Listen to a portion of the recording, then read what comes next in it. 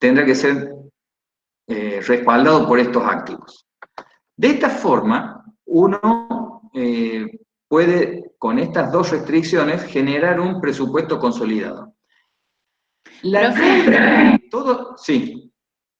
Disculpe, ¿puede repetir el lado derecho de la ecuación?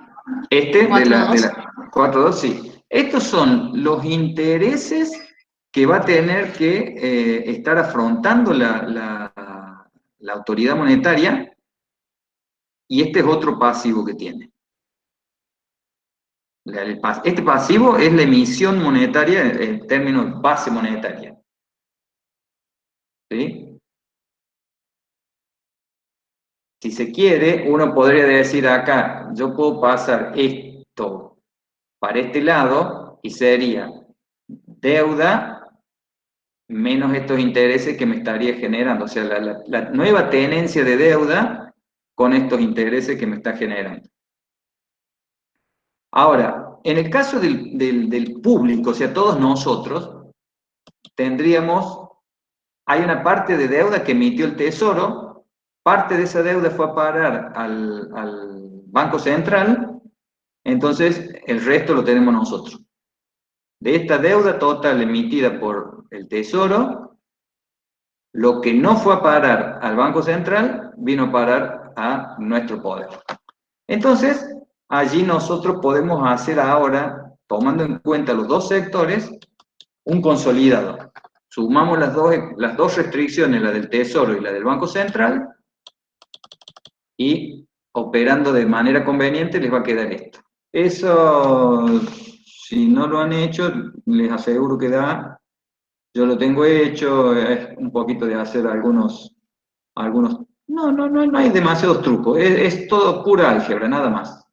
O sea, suman cada miembro de cada una de las restricciones, o sea, suman este lado y este lado de la igualdad, y dicen es igual a la suma de este lado, y después despejan convenientemente, sabiendo que la diferencia entre los bonos que son del Tesoro, neto de los bonos que tiene la autoridad monetaria en su poder, les queda el bono en el poder del público. Por lo tanto, en este caso, en el consolidado, nosotros estaríamos diciendo, el gasto en que incurre el gobierno, más los intereses que le tendrá que pagar al público, los va a financiar con recaudación impositiva, con nueva deuda, vaya Dios a saber si proviene del lado del Tesoro, que no lo tiene el central, o si es solamente del Tesoro, más la emisión monetaria. Insisto, lo que más me interesa que entiendan es el consolidado este. ¿Les queda claro o no? Sí, perfecto. Lo repito, alguien me pidió. Yo tengo, a ver, no miremos la fórmula por un ratito. Yo tengo el sector gobierno genéricamente hablando. Y entonces allí, por un lado, tengo la acción de la tesorería y por otro lado, la acción del Banco Central. Es de esperar que puede haber situaciones de generación de ingresos por parte del Banco Central que de alguna manera van a ir a parar a la tesorería. ¿Sí? Es como lo que decíamos esta mañana en el horario de consulta para los que no estuvieron. Si hubiera la posibilidad de recaudar intereses por las reservas que dispone el Banco Central, esa sería una especie de ingreso y, bueno, si hay utilidades por esa vía, las podría estar destinando a financiar al Tesoro de la Nación, lo cual no sería recomendable, pero bueno, estaría dentro de lo factible, digamos. O si el Banco Central tiene algún tipo de ingresos extraordinarios, los podría estar financiando. De hecho, hace un tiempito atrás, había como unas utilidades por diferencia. Creo que era así, mira. Había como unas utilidades por diferencia cambiaria que establecía el Banco Central y que decía entonces, dada la existencia de ese excedente por diferencia cambiaria, le traslado al Tesoro una determinada cantidad de miles de millones de pesos. Lo cual era una barbaridad, porque uno decía, claro, un excedente, un excedente provocado por diferencia cambiaria, pero como consecuencia de que el tipo de cambio no era el que uno visualizaba en el mercado. ¿Me siguen? Estoy hablando de un par de gobiernos atrás.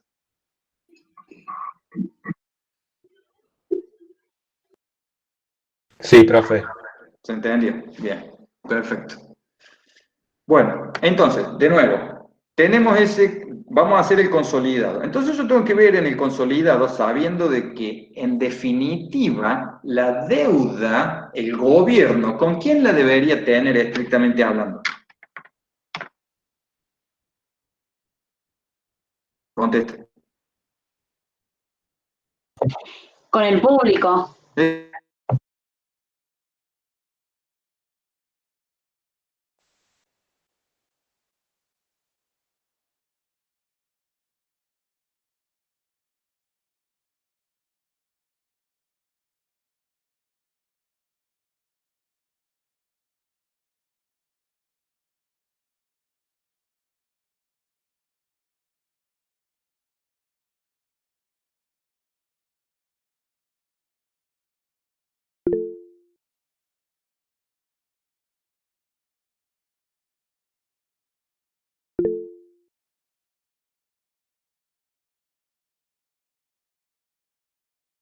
Profe, no se lo escucha.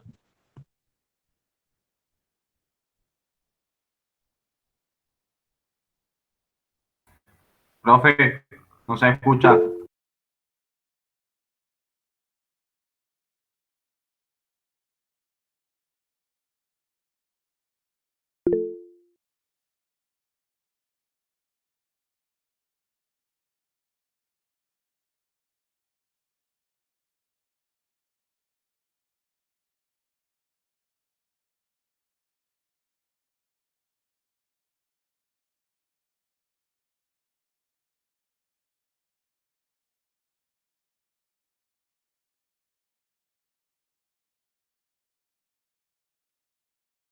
No, ese es otro invento. Tendremos que, eso se podría ampliar el modelo y ponerlo así. Es más, sería fantástico, y por eso están los modelitos, los trabajitos que hicimos con Ricardo Descalzi, en donde en todo esto ustedes empiezan a ver en la restricción presupuestaria de la familia la tenencia de otro activo financiero que serían los dólares, las divisas. Pero Claro. olvídense de eso, véanlo después cuando veamos en su momento esos trabajos.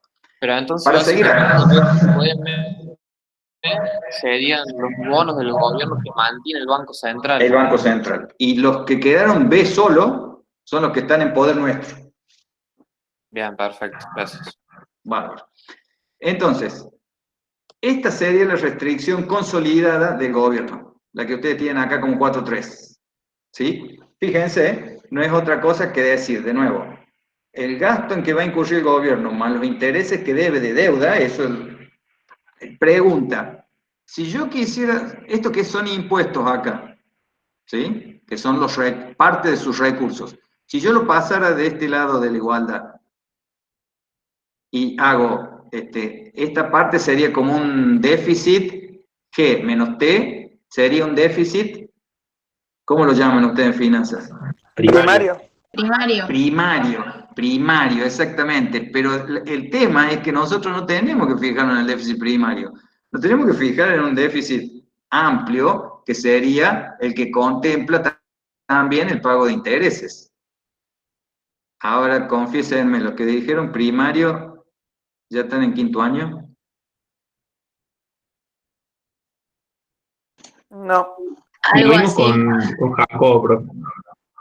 Bueno, perfecto. Entonces, lo aprendieron bien. Entonces, los que no están en quinto año, fantástico, y si no, y el resto lo aprendió bien. Bueno, entonces, vamos a tomar esa ecuación para empezar, porque fíjense que hasta acá venimos trabajando todo con valores nominales, ¿no? Por eso están en letra mayúscula. Se hace el truco que hacemos siempre para convertir todo esto en términos reales, y por eso a esta ecuación 4.3 la dividimos por el producto nominal, hacen el truco después de sumar y restar 1, ¿Se acuerdan? ¿Eso lo han visto antes? No lo hacemos de nuevo, ¿no es cierto? No, profe, no hace falta. No hace falta, genial, menos mal. Sé que a 1.000.000 al resto le hace falta, pero si hay uno que dice que no le hace falta, vale ese. Bueno, entonces queda esta expresión. Fíjense ahora en lo siguiente, porque acá sí viene complicado y los exhorto a que después lo vean y vamos a eso a charlarlo después, inclusive si tienen dudas o me mandan y les aclaro, les saco una foto a las cosas y se las mando. Pero quiero que primero lo intenten hacer ustedes. Fíjense que haciendo lo mismo que hicimos acá para la variable bonos, ustedes la hacen para las otras variables y les tendría que quedar esta expresión, ¿sí? Nada más que acá tienen una adicional acá que es esta R barrita, que eso sí requiere un truco y que pueden seguir lo que se dice en el libro,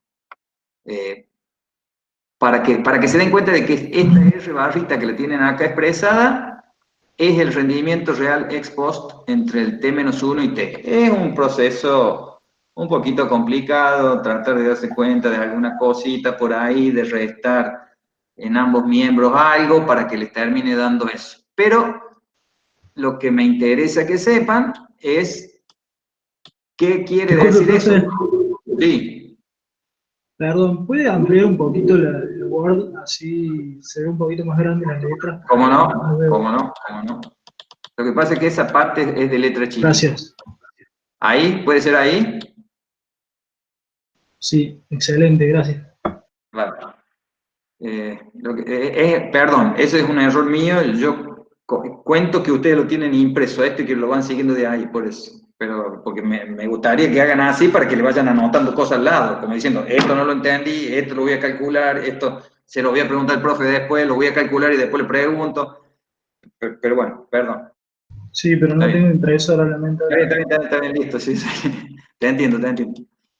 Bien, para hacer más sencilla la vida, vamos a suponer que no hay crecimiento económico, por lo tanto este mu sub t, que recuerden, proviene de la tasa de crecimiento del producto acá, ¿no? Es como si yo dijera, este producto ahora lo hago crecer. ¿Sí? Por eso les da el mu sub t acá.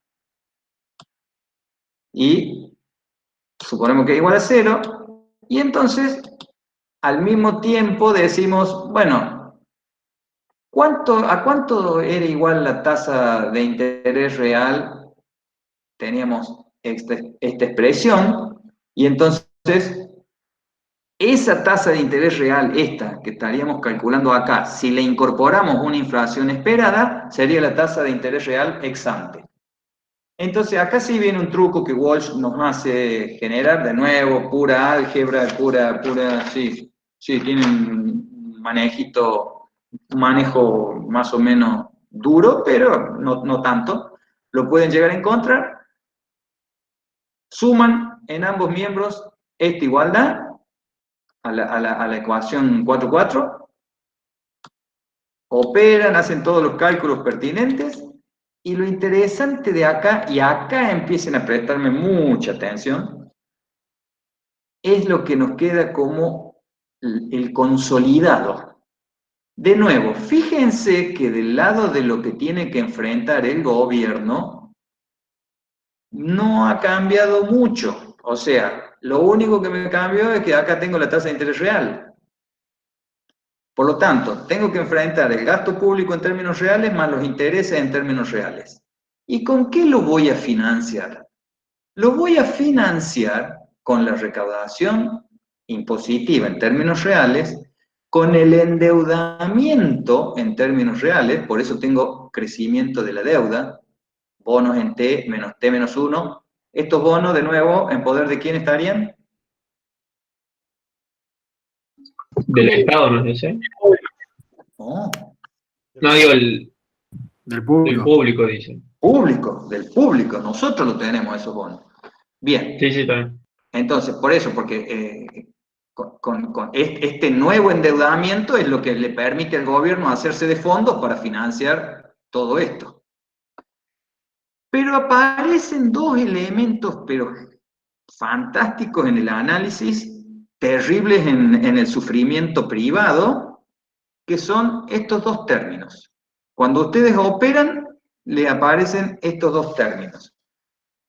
Y fíjense acá de qué manera estos dos términos constituyen ingresos para el gobierno.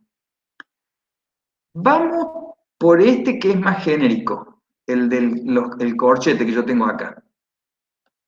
Sin saber demasiado acerca de ello, ¿qué nos estaría diciendo ese corchete? No me lean más abajo, díganme ese corchete solo. La H, ¿Licor la deuda H es eso? chiquita que era, la H que era. La emisión. Eso es licor deuda. El señoraje, profe. Bueno, Es todo eso. ahí vamos. Eso sería, eso es el señoriaje, pero ya nos vamos a dar cuenta después que incluso puede haber otro tipo de señoriaje.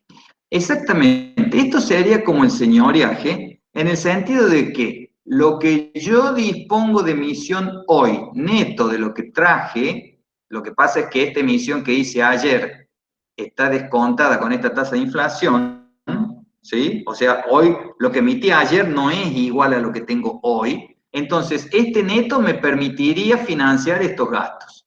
Pero apareció una cosa fantástica, lástima que no la puedo pintar con esto, es este término, ¿ok? Y en este término, fíjense lo que yo estoy planteando. Yo estoy diciendo que voy a estar recaudando algo ¿sobre qué? A ver si Sobre los bonos. Sobre la deuda de los intereses. sobre la deuda que emití, que es el capital emitido, y sobre los intereses que tendría que pagar, ¿ok? Pero resulta que eso a mí me está generando como otra especie de señoriaje que viene dado por este diferencial de tasas de inflación, ¿sí? Descontado por la tasa vigente de inflación. ¿Ok? A ver, para expresarlo como lo tenemos acá a continuación. Esta diferencia de tasas de inflación respecto a esta deuda emitida, a mí me estaría dando, desde el punto de vista del Tesoro, cuáles son los ingresos que generaría el gobierno cuando esta inflación no anticipada me está reduciendo a mí el valor de esta deuda que todavía no la cancelé. Profe, sería como una licuación de deuda por emisión. Excelente, excelente. Eso me está dando a mí una especie de licuación de deuda como consecuencia de la inflación que se está generando. ¿Quién me dijo el tema de la licuación, por favor? Federico Caminaba. Federico, fantástico Federico. ¿Le queda claro al resto lo que dijo Federico? Igual en el caso de que... Para. ¿Le queda claro al resto lo que dijo Federico? Sí, profe. Sí, profe. Bueno, vamos a la pregunta de Azul. No, que en el caso de que la inflación esperada es hasta incluso más alta, eso sería negativo. O sea, te está licuando tus propios ingresos. Sería como un efecto o libertancia o algo por el estilo. A ver, pero no los míos, sino los del gobierno. Claro, sí, los del gobierno. O sea, estaba poniéndome desde el lugar del gobierno. Claro. Suponete que yo le puedo engañar a la gente diciéndole, te voy a generar una inflación. Bueno, a ver, todo depende de si esta inflación esperada es mayor que esta, a mí todavía me está haciendo, me está generando, no, a mí me está generando menos ingresos. Al gobierno, Claro, eso es lo que ¿no? yo quería decir. Le Me está está licuando generando menos ingresos. está licuando los propios ingresos del Estado. O sea, se podría Claro, considerar sí, como un efecto de libertancia. Exactamente. Listo. Pero mi pregunta ahora es la siguiente. Si la inflación esperada está siendo mayor que la inflación observada, ¿qué significa? A ver si lo podemos explicar económicamente eso. Y si la inflación esperada era más alta, lo más probable es que el precio del bono haya sido mucho mayor de que debería haber sido. Pero entonces, ¿qué te está dando a vos? Como vos estás en el gobierno ahora, vos estás en la tesorería. O en el Tendría gobierno, una porque este pérdida es por ese lado. consolidado. ¿Cómo? Tendría pérdidas por ese lado, sería pasivos. Exacto. Pero en términos de... ¿Cómo? Estás exagerando con el señoreaje, porque si la inflación esperada es mayor a la que vos suponías, es porque ya estás exagerando en el sentido de estar licuando los gastos con la inflación. Y se te empezaron a licuar los propios ingresos.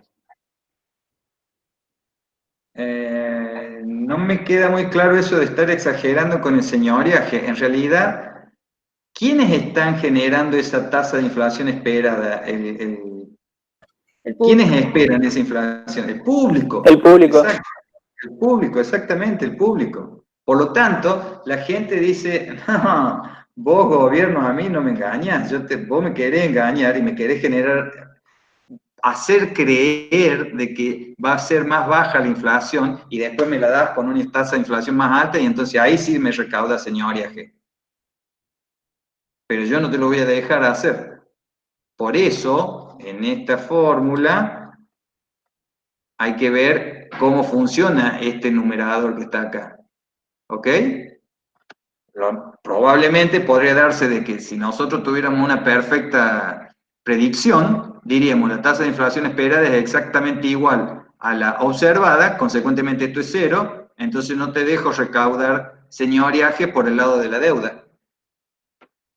Profe, Sí. ¿y ese comportamiento no puede estar tentando al gobierno a generar una inflación más alta todavía para superar la esperada? Claro, pero todo depende de qué. Por eso les estoy preguntando, ¿de qué depende eso? El comportamiento del público, digamos. Pero, ¿qué del público? ¿Qué particularidad del comportamiento del público? Las expectativas. Sí, las expectativas. Las expectativas. No, la demanda de dinero puede que sí o que no. Pero en términos de qué hacia el gobierno.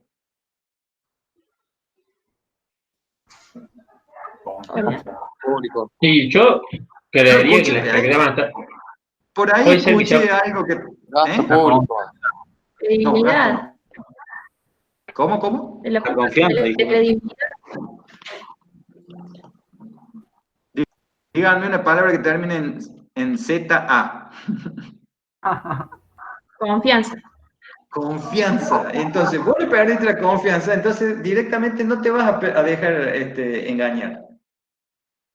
Entonces, el gobierno podrá generar, no sé, presionar para que la tasa de inflación sea muy alta, largarse a emitir todo, pero ¿qué vas a hacer vos? Y creo que Tomás por ahí comentó algo de la demanda de dinero que yo dije, todavía no. Ahora introduzcamos la demanda yéndonos a nuestro país. ¿Qué haces con la demanda de dinero cuando vos se te genera desconfianza? Te sacas encima el dinero. Te sacas de encima los pesos y te da una moneda dura. Entonces, no te van a pegar para generar ingresos por esta vía con una tasa de inflación más alta, porque tampoco te van a enganchar. Vos le estás esperando una tasa muy alta, tu tasa de inflación de expectativa es muy alta, y no te va a dejar pegar acá. Ojo, después ni siquiera te va a dejar pegar acá. O sea que señoreaje, el gobierno, lo lamento, ni por señoreaje va a poder recaudar. ¿Queda claro? Profe, pero una pregunta. Si cae la demanda de dinero, Sí. aumenta la tasa de inflación observada. Sí. Bueno, entonces ahí el gobierno recauda más por inflación, o sea, por esa vía, digamos. Si baja la demanda de dinero, aumenta. Pero ¿de dónde te extrae el señoreaje? Si vos no demandaste dinero, no tenés saldos reales. Por eso es tan divertido. Claro, Te quedaste nada más en el término de la deuda. Claro, por el término de la deuda, digo yo, ¿Está únicamente. bien? Si Sí, nos por fijamos ahí únicamente sí. en el término de la deuda. Sí, bien, está bien. Desde ese punto de vista sí, pero ojo, se te puede llegar a caer tanto la demanda por el otro lado que el señor es que se te vino a pique. Claro, Y te van a... Vos, es como se dice habitualmente, uno puede engañar, ¿cómo es que se dice? Había un grupo de alumnos que siempre me lo repetía eso y nunca me quedó claro y tienen mucha razón. Uno puede engañar a poco tiempo, pero no a todos todo el tiempo. Entonces el gobierno no te va a poder estar engañando permanentemente de manera tal de que vos digas, ay, otra vez me engancharon con pesos en el banco, mira vos esta devaluación, soy el único que me pasan esas cosas. No, no te pasa nunca más, te pasa una sola vez y no te pasa nunca más.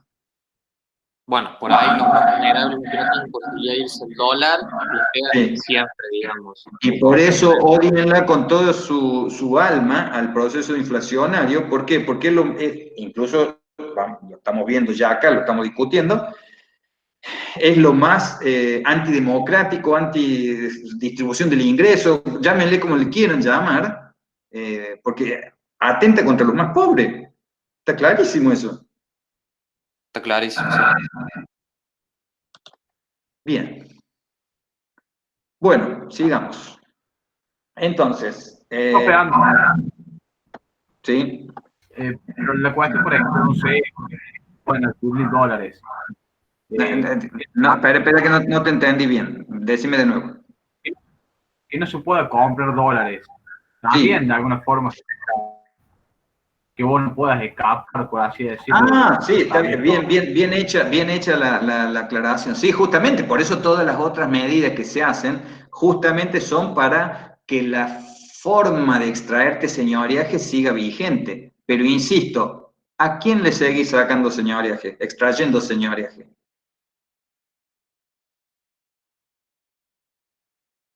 Cualquiera de nosotros tiene la capacidad mental de saber de que algunos dólares va a conseguir a un precio más alto, lo que vos quieras, pero nosotros nos hacemos la forma y lo conseguimos, ¿sí o no? Sí, sí, sí, sí. Lamentablemente para el gobierno es así, entonces, claro, te frena un poco, obviamente, que no todo el mundo pueda hacerlo, pero de nuevo, ¿a quién favorece? ¿A los más ricos? Sí, el más rico. Obvio. En cambio, nosotros que somos más restringidos en nuestros ingresos, bueno, les digo que por lo menos la desgracia nuestra es no tener los ingresos de los más ricos, pero sí tener la cabeza muy rica. Bien. Entonces, vamos estrictamente acá al señoriaje que estaría dado por este corchete, que es lo que tradicionalmente se conoce como señoriaje. De nuevo, acá se toma, esto está en términos nominales con los niveles de producto. En este caso se multiplica y se divide por PT, PT-1, YT-1 y después se saca la tasa de crecimiento para que les quede acá uno más la tasa de inflación y uno más la tasa de crecimiento del producto. En este caso es ya directamente la base monetaria en términos reales. ¿Sí? Acá el mismo truco que habíamos hecho en el pie de página aquel del capítulo anterior. Entonces queda acá el señoriaje. Fantástico. Suman y restan base monetaria en términos reales en T-1, ¿sí? Para que no cambie la igualdad. Entonces tenemos la base en términos reales en T menos la base en términos reales en T-1. Lo mismo que teníamos antes, nada más que vamos a estar suponiendo el mu igual a 0, por lo tanto queda HT-1 sobre 1 más pi. Y acá le sumo el HT-1. O sea, sumé y resté, no me cambió nada. Entonces, acá saco factor común y me queda, en definitiva, este es el señoriaje. La ecuación 4,6. ¿Queda claro? Ahí sí está en detalle, es bien paso por paso ahí. ¿Qué disponemos acá? Esta primera diferencia que hay aquí es un señoriaje que proviene del cambio en la tenencia real de base monetaria con relación al ingreso. Entonces, hay una parte Y acá está la otra parte que estaría diciéndome a mí, ese señoriaje surge de la mayor demanda de dinero que me estaría haciendo crecer la tasa de inflación, pero para mantener constantes mis tenencias reales de ingreso. Ahora, insisto, eso siempre y cuando yo lo haya demandado el dinero. Si yo no lo demandé, el gobierno está muerto. No puede generar señoriaje. Lo que sí, la idea acá es de marcar que esta formulita es muy interesante en este sentido. Si yo llegara a lograr el estado estacionario, en términos generales la teoría decía, bueno, si estamos en estado estacionario, usted no tendría que recaudar señoriaje porque la base monetaria en T tiene que ser igual en T-1.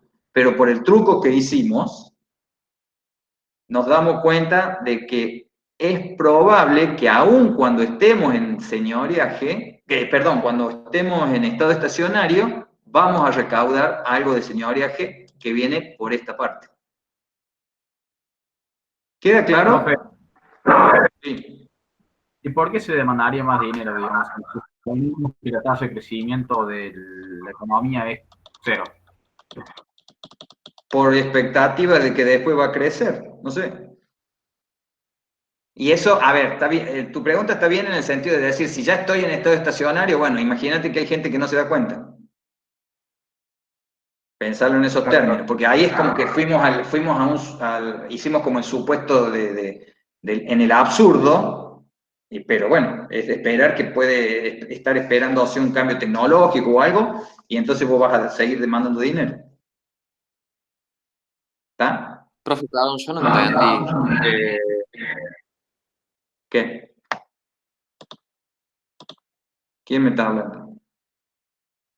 Justo se fue, profe. No sé si se le salió o qué. No sé quién me hablaba. Creo que era José. Se ve que está teniendo tantos problemas como yo de comunicación. Bueno, ya volverá. Sigamos un poquito más adelante. Bueno, si tita, como habíamos dicho antes, la tasa de crecimiento de la cantidad de dinero, la tasa de crecimiento de la base monetaria en términos reales sería la diferencia entre ese crecimiento menos la tasa de inflación sobre 1 más la tasa de inflación. Si la tasa de inflación es muy bajita, directamente podríamos suponer como que la tasa de crecimiento en términos reales sería la diferencia entre la tasa de crecimiento de la base y la tasa de inflación. Es lo mismo que hacíamos para la tasa de interés. Si queremos la tasa de interés real, nosotros decíamos tasa nominal menos inflación sobre 1 más inflación. Si las tasas de inflación son muy bajitas, entonces la tasa de interés real sería como la tasa de interés nominal menos la inflación. En este caso es para ver que la hacemos para la tasa de crecimiento de la base monetaria. Ahora, si estuviéramos en estado estacionario, la base monetaria en términos reales debería ser constante. Por lo tanto, esto debería dar 0. ¿Por qué? Porque ambas tasas tendrían que ser iguales. Consecuentemente, el señoriaje en estado estacionario me tendría que dar, aplicarle esta como especie de alícuota sobre la base o sobre la demanda de dinero que yo estoy generando, y esto está en línea con las tasas de crecimiento en la cantidad de dinero. En definitiva, justamente el tema del señoriaje es como si se tratara de la recaudación, en definitiva, de un impuesto que tiene una alícuota que está dada por la tasa de inflación, cuya base imponible en ese impuesto sería la base monetaria. ¿Se acuerdan cuando veían la curva de Laffer? En alguna de las macros. Sí, profe. Esto les estaría dando una idea de eso para decir, bueno, ojo que yo voy a tener una alícuota, que sería la tasa de inflación, pero que no la voy a poder aumentar tanto, porque en algún momento me va a empezar a caer la recaudación. ¿Por qué? En el caso de la Argentina, imagínense, a ver, esperen que yo me vea para ver si dibujo en el aire dentro del cuadrito. Si yo tengo una curva de Laffer, ¿verdad? Y entonces me va creciendo la recaudación a medida que va creciendo la alícuota impositiva. Y llego a una determinada alícuota y estoy en el máximo de recaudación. Pero si aumento esa alícuota, o sea, si aumento la inflación, la recaudación me empieza a caer. ¿A qué le suena eso?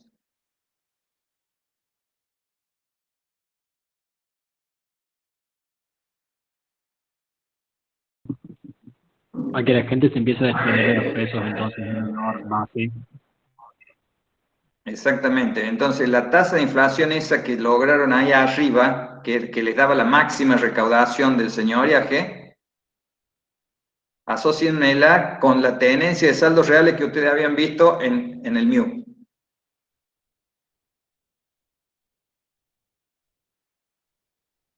¿Se acuerdan del grafiquito que veíamos esta mañana, que recordábamos esta mañana?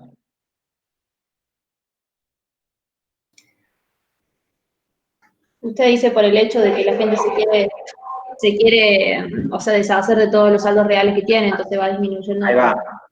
Exacto. O sea, entonces teníamos ese M que si nos movíamos más a la izquierda, inmediatamente nos íbamos a cero. Claro, Entonces, sí.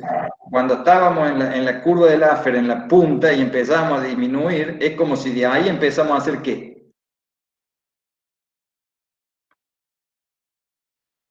Hasta que llegamos a no queremos tener saldos reales y empezamos a despachar y compramos dólares, qué sé yo. O compramos kilo de azúcar, no sé, lo que quieran. Ya que no, si no les gusta irse al dólar, vayan hacia el azúcar, vayan hacia el aceite. Yo sé que en definitiva se están yendo al dólar, pero no importa. Bueno, ¿qué más? Entonces, fíjense que acá está un poco, de nuevo, la discusión de lo que decíamos antes. Si la inflación fuera igual a cero, ¿el gobierno dejaría de obtener ingresos? No, probablemente no, por la sencilla razón de que tiene la chance de que con la generación de inflación que se dé, si le rompe las expectativas a la gente, entonces estaría recaudando por el lado de los intereses que se estaría ahorrando de pagar, lo que habían visto ustedes en esta parte de la fórmula. A ver si se las muestro. Acá. No se ve. En esta. ¿Queda claro? Profe, yo tengo una duda en la fórmula 4.5. Sí. Veo que, o sea, la forma en la que las personas se libran, o sea, la forma en la que las personas a través de la expectativa de inflación se ahorran ese gasto que tienen por esa falta de información en la inflación futura, yo creo que sería básicamente como aumentar la tasa de interés esperada, o sea, perdón, la tasa de interés requerida de los títulos, ¿o no? O algo así, entendí. Porque si aumenta la tasa de interés requerida, entonces tendría que disminuir el precio del bono que emite el gobierno. Entonces, por ahí por esa vía, no perderían el dinero que están invirtiendo en títulos, o sería algo diferente. Yo tenía entendido algo parecido a eso. No, a ver, Leonel, primero que nada, vos fijate que acá es una emisión de deuda que ya fue hecha, por eso tenés B en T-1. Sí.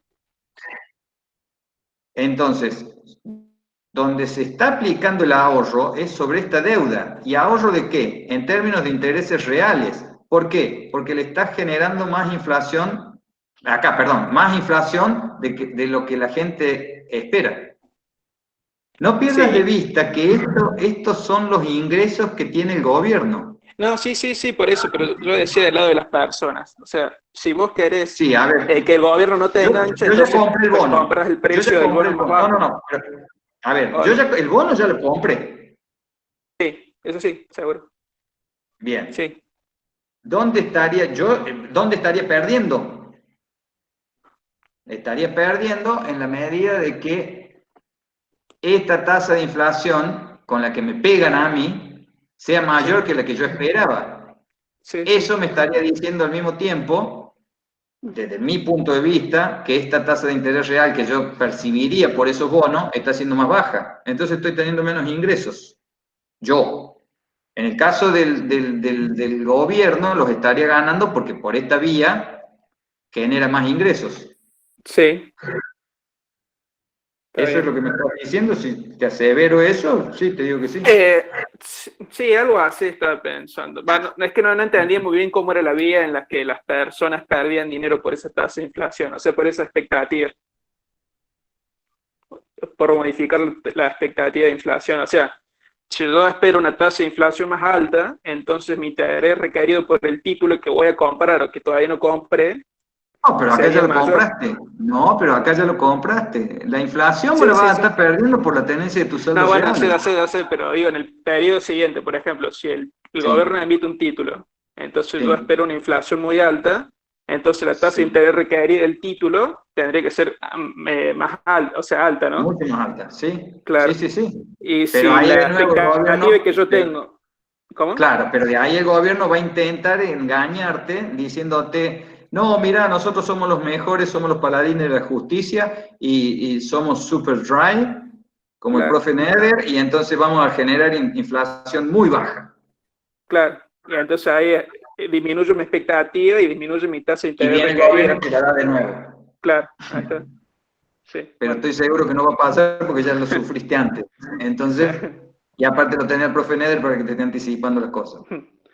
Está bien. ¿Está claro? Profe, una consulta. Al profe Neder y a un montón más. O sea, no me quiero llevar laureles que no me corresponden a mí solo. Sí, no sé quién me Profe, habla. Usted dice Sí. que ya si te agarró una vez no te va a agarrar de nuevo, pero el público siempre se renueva seguramente. Le quería consultar.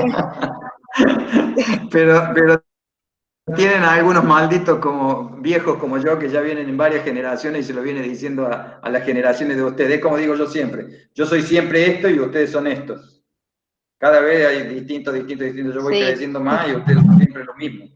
Es la misma edad. Entonces, por eso yo insisto, deberían matarse 3 o 4 generaciones, tendría que agarrarnos 3 o 4 generaciones de coronavirus para que a nosotros se nos pinche, digamos, el virus del dólar. Profe, sí, yo le quería consultar si, pensando en el comentario que hizo la compañera sobre esto de referencia al efecto Libera Tanzi, ¿cuál sería el máximo de inflación? ¿El modelo lo plantea? ¿O coincidiría el máximo de inflación permitida para el gobierno, el de estado estacionario? ¿O sería uno superior? No, a ver. Vos tenés que pensar en que la tasa de inflación máxima que te podría permitir el modelo tendría que ser aquella donde vos directamente desapareces de los pesos. O sea, cuando llegaste al punto donde decís, ajá, de acá en adelante, hiper. ¿Queda claro? Claro. Sí, gracias. Entonces, directamente decís, a mí no me engancha nadie, no me van a recaudar impuesto inflacionario bajo ningún aspecto. Consecuentemente, yo directamente me voy a cualquier otra cosa, compro azúcar, compro hierba, compro aceite o compro dólares. ¿Estamos? Sí, bueno, gracias, déjenme avanzar un poco más.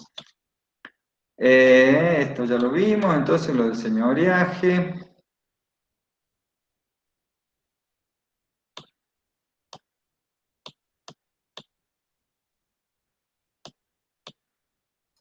Profe. Bueno. Sí. No importa, porque es más, va a ser medio larga la pregunta, no es una duda puntual del tema. Así que bueno, entonces guárdatela, anótala, guárdatela y después me la haces. Dale, así puedo avanzar un poco más. Bueno, vimos las dos estas ecuaciones, la 4.5 y 4.6, las usan, poquito de álgebra de nuevo, suman y restan el impacto de la tasa de interés real sobre la base monetaria, y les queda esto. Para los más inquietos, corroboren, porque a mí, cuando ahora le hice de nuevo, no me da exactamente igual. Esto sí, porque yo al hacer este truco acá, les va a permitir tomar el tema y tomando las 4.5 y 4.6, hacer que tengan bonos y base, entonces eso va a ser la deuda total, o sea, la deuda total que ustedes van a considerar para el gobierno sería la deuda que tienen en bonos más la base, porque esto sería como el consolidado de deuda que tiene el gobierno. ¿El gobierno qué debe? Los bonos que emitió y la base, que es el pasivo que tiene el central, eso lo debe el central. Por lo tanto, esa sería su deuda total. Entonces, a mí me da todo exacto tal cual está acá, en donde acá apareció la tasa de interés nominal, debido a que hemos hecho operaciones con ese producto en ambos miembros, pero lo que no me dio es que acá me aparezca la deuda total, sino que me apareció bonos. Es como que me da la chance de decir, sigo recaudando un señoriaje por la deuda en bonos, o sea, por la deuda en intereses que me estoy ahorrando, o por los intereses de la deuda que me estoy ahorrando producto de la inflación sorpresiva.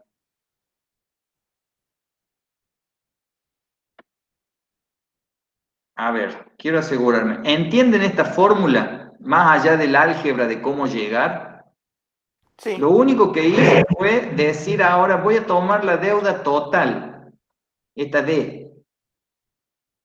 No solamente bonos, sino bonos más base monetaria, más pasivo del central. O sea, estaría tomando como un pasivo de la tesorería y el pasivo del central. ¿Queda claro? Por eso pongo D acá. ¿Sí o no? Sí, profe. Sí, profe. Bien, bien.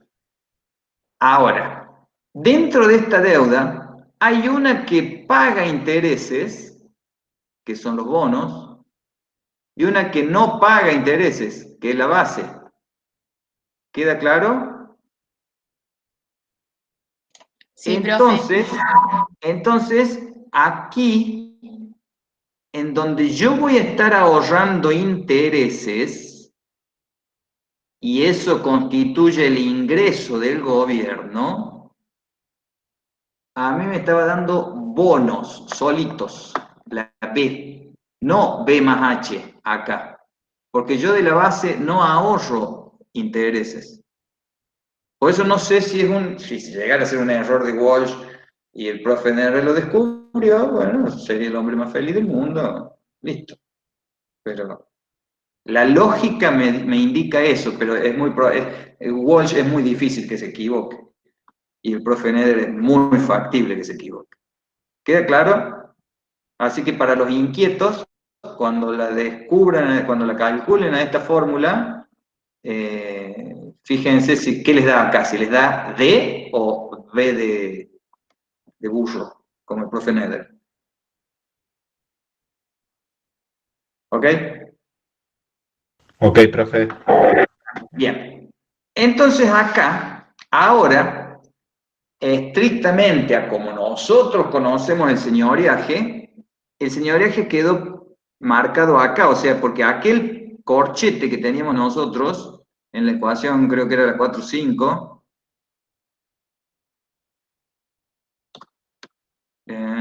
¿dónde está? Más arriba. Esto que teníamos acá, que en definitiva terminaba siendo lo que llamamos señoriaje, que está acá, y que bajo el supuesto de estado estacionario daba esto, termina siendo este valor que está acá ahora. Por eso a este le han puesto una S con una barrita, no una S a secas como estaba antes. ¿Por qué? Porque ahora empieza a molestar la tasa de interés, la nominal. Entonces, la tasa de impuesto inflacionario, esta sería la tasa del impuesto inflacionario que yo aplico sobre la base imponible, que es la cantidad de oferta monetaria que se haya, de base monetaria que se haya emitido, me estaría diciendo que depende de la tasa de interés nominal. Ahora, si yo estuviera bajo la regla de Friedman de lograr cuál es la inflación óptima a mí me diría la tasa de interés nominal tiene que ser 0, porque eso me diría, usted no recauda señoriaje. O sea, no recauda impuesto inflacionario en realidad. Consecuentemente, si se produjera esa situación, ¿sí? Entonces, si yo no recaudo por esta vía, tendré que compensar por las otras. ¿Me siguen ahí?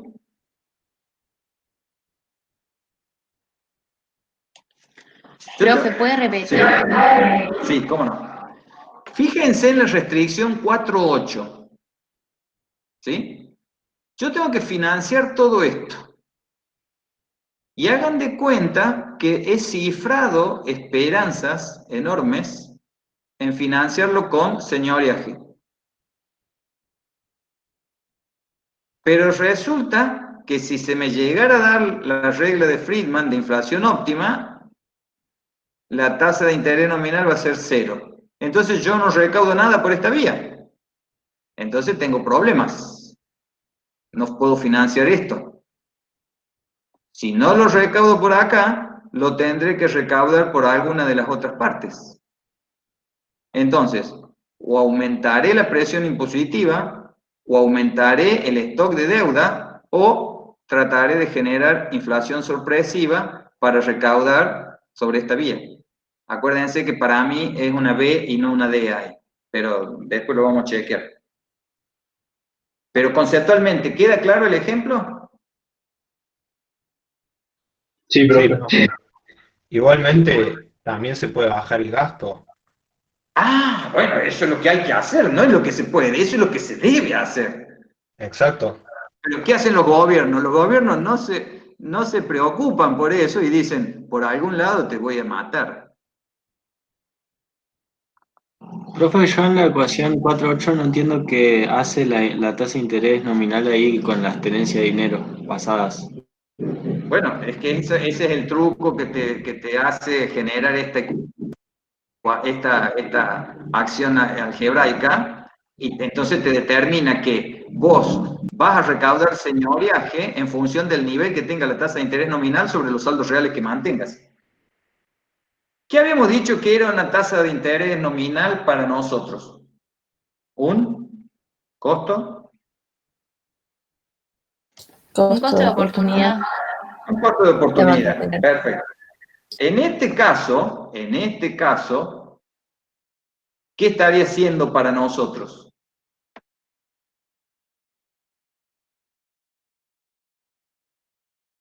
Un impuesto. Un impuesto. Esa sería como una parte de la alícuota que te están cobrando. ¿Aplicada sobre qué base imponible? Listo, entendiente. Sobre la tenencia de dinero que tenía. Exacto, exacto. A los alumnos del profe Neder, ¿ese impuesto los agarra? No, te vas a dólar. Ni a palos. ¿Por qué? Porque te vas a dólar, a otro activo. Ahí va. ¿Lo habrían agarrado con deuda a los alumnos del profe Neder? No. Tampoco, porque lo primero que hicieron acá fue huir directamente todo a dólares. Entonces ni siquiera lo engancharon acá con bonos. Quedaron los que están muy excedentes, con muchos excedentes, entonces se dan el lujo de decir, bueno, una parte de mi cartera la compro, tengo bonos, otra parte de mi cartera tengo campo y otra parte de mi cartera tengo pesos, qué sé yo. Como nosotros somos pobres, liquidamos todo eso directamente a dólar y nos mantenemos y ahí vamos día por día pagando lo que podemos. Odio tener que decir esto, chicos. Me gustaría vivir en una economía estable, pero no me gusta que los engañen. Profe, a ver, me quedó una duda. Sí. ¿Por qué si aumenta la tasa de interés nominal, aumenta el señoriaje? sea, más allá del álgebra, económicamente. Bien. Vos tenés tus saldos reales, ¿sí? En tu poder. ¿Sí o no? ¿Sí? Bien. Y vos vas mirando que decís, uy, mira cómo está subiendo la tasa de interés nominal. Pero vos seguís teniendo los mismos saldos nominales.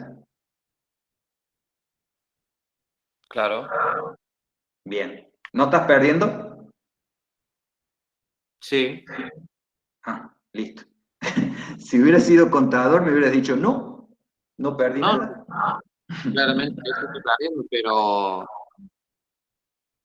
digamos eso, ¿qué tiene que ver con el señoriaje? Es que, a ver, pareces mi mamá, con todo respeto, porque mi vieja sabe mucho de eso. Pero ¿cuál era la pregunta de mi mamá para el señoriaje? Si alguno se acuerda.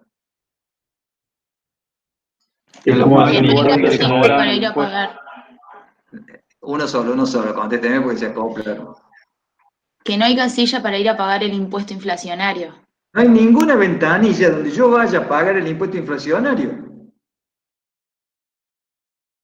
¿Está claro eso? Entonces, eso es lo que vos estás perdiendo. Y justamente el impuesto inflacionario para vos es un impuesto. Y vos decís, pero si yo no lo pago en ningún lado. Claro, pero te están matando con la inflación. En este caso, te está matando con la tasa de interés nominal. ¿Por qué? Porque incide directamente también en la tasa de inflación. Porque si la tasa de interés real la querés mantener más o menos constante, cada vez que suba la tasa de inflación, la tasa de interés nominal va a tener que subir. Igual que la tasa de inflación para que la real siga igual. ¿Quedó claro? Sí, más o menos. O sea, yo lo vería también de esta forma. Si aumenta la tasa de interés nominal, cae la demanda de dinero y por lo tanto cae el señoriaje porque cayó la demanda de dinero. Ah, bien, está bien. Yo les estaba explicando el por qué eso constituye un costo. Ahora, vos podrías decir, ¿por qué le caen los ingresos al gobierno si yo tengo ese comportamiento? Ah, bien. ¿Se entiende? Yo creo que se están confundiendo con lo siguiente. No me están visualizando estrictamente acá, en esta parte, que esto le estamos observando al gobierno, su ecuación. No estamos nosotros metidos ahí, estamos indirectamente metidos allí. ¿Queda claro?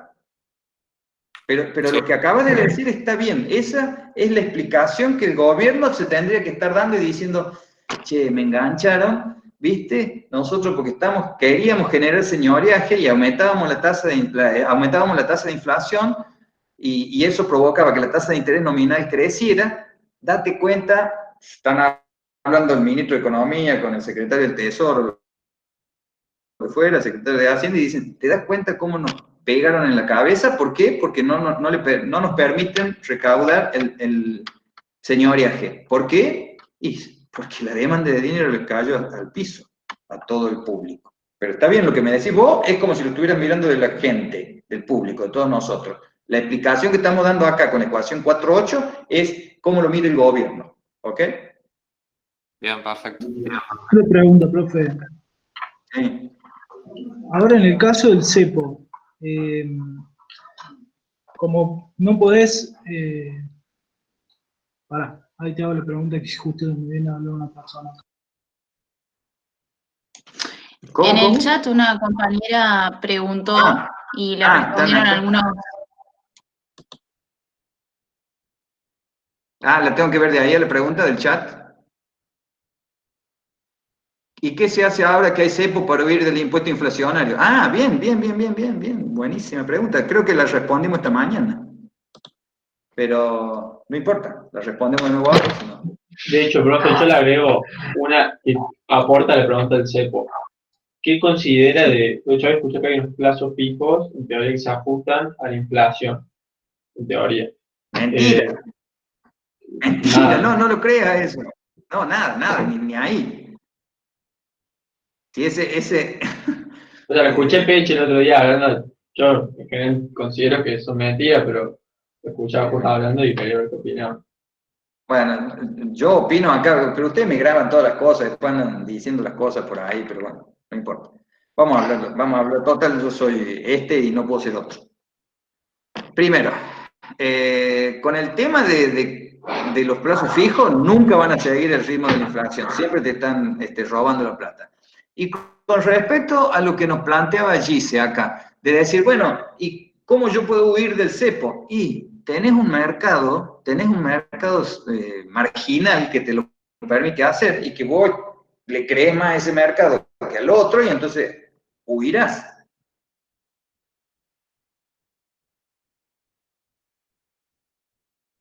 Compra cereal barato. Sí, bueno, esto que dice Macarena es probablemente porque ella conoce mucho de esas cosas, estará en el sistema, pero bueno, yo no sé si, yo no estoy tanto en la cosa financiera o no, pero, ¿y qué dicen? Pero se consigue a 110 y bueno, tendré que pagar los 110, ¿qué va a hacer? O como dice Pablo, no, probablemente consiga a menos precio, pero bueno, sí, ¿quién me habla? Sí, justo me interrumpieron acá. El dinero, cuando aparece el cepo, el dinero de alguna forma queda en circulación, ¿no? Porque el gobierno no es el que está vendiendo los dólares, sino que está circulando a través del mercado con los dólares que hay disponibles. ¿Puede ser o estoy equivocado? Esa sería como una intención. Lo que pasa es que a mí nadie me asegura de que, suponete, a ver, siempre se dice esto, en el mercado vos tenés oferentes y demandantes. Quiere decir que si hay alguien que está vendiendo los dólares, si hay alguien que está comprando los dólares, porque hay alguien que lo está vendiendo. Entonces, ese dinero, ¿a dónde queda? Si te vendieron los dólares, ese dinero vos pensás en que puede estar circulando. No, es muy probable que esté quedando para hacer otras operaciones, comprar más dólares por la diferencia, porque a vos no te lo venden al precio que a vos te gustaría que te lo vendan. Aparte, Claro, el que te lo vende gana una porción, entonces probablemente siga acumulando divisas para seguir negociando con divisas. Claro, pero el dinero va a seguir quedando. Si lo vemos desde el punto de vista de uno diciendo yo soy soy un patriota, y obviamente que no es una actitud patriota, pero tampoco es una actitud patriota que a vos te estén cobrando impuesto inflacionario. Profe, igual en el caso que estamos viviendo ahora, no estamos como medios que sí o sí vamos a pagar ese impuesto inflacionario porque tenemos el cepo, tenemos el impuesto al turista y encima están emitiendo, no podemos usar los dólares, nada. Sí, No sí, cada vez es más difícil para todos nosotros, de hecho. Pero, perdón, sí. No, decía su también. No, ¿qué iba a decir?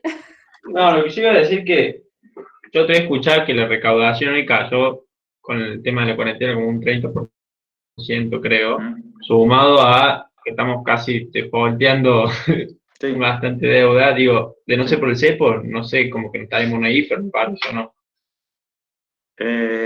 Sí, pero habría que ver. Pero el cepo no llegó. Habría que ver cómo vos armás para que siga un nivel de producción y que te puedan seguir entrando dólares. Pero si yo tengo una voracidad fiscal en donde a cualquier exportador le digo, te voy a matar con los impuestos, ese tipo no quiere, está vendiendo lo único que, el límite mínimo minimorum y no quiere producir más para vender más. Claro. Por lo tanto, Sí, no está generando más dólares en la economía. Y aparte, perdón, Milo. Aparte, otra cuestión referida a la confianza. Si vos no generas la confianza suficiente, nunca te van a ingresar nuevas inversiones. Y aparte, por ahí se dice, sí, que las pymes y que esto y que lo otro. Las inversiones en serio no son de las pymes. O sea, a ver. Sí, invierten mucho, dan mucho más empleo que las otras empresas porque están menos mecanizadas, son más mano de obra intensiva, todo lo que quieran, pero a nivel de producción de impacto fuerte, porque a mí me gustaría tener empleo de más calidad y a veces las pymes no están en condiciones porque están ahorcadas financieramente o fiscalmente, en términos de impositivamente, y no pueden generar empleos de mayor productividad. Sí, dan mucho empleo, está claro, pero hacen falta otro tipo de inversiones más grandes. ¿Está? Sí, sí, sí. Bueno, justo encima tuyo alguien quería hacer una pregunta que no sé quién fue, algo con, me parece que era con T.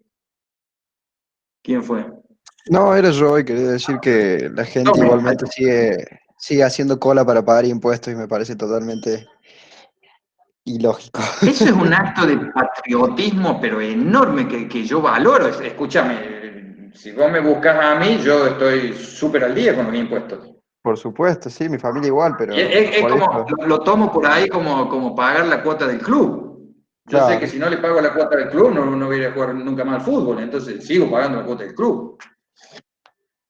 Hasta que un día no dé más, ¿qué va a hacer? Pero lo que pasa es que también veo, y eso lo digo con conocimiento de causa, por cuestiones familiares inclusive, la voracidad fiscal sigue alta, y piensen, si alguno tiene un monotributista que lo hayan recategorizado en estos últimos tiempos, en los últimos 15, 20 días, pregúntenle, papá, mamá, tío, tía, hermano mayor, amigo mayor que está trabajando como monotributista, que le digan si lo recategorizaron para arriba o para abajo.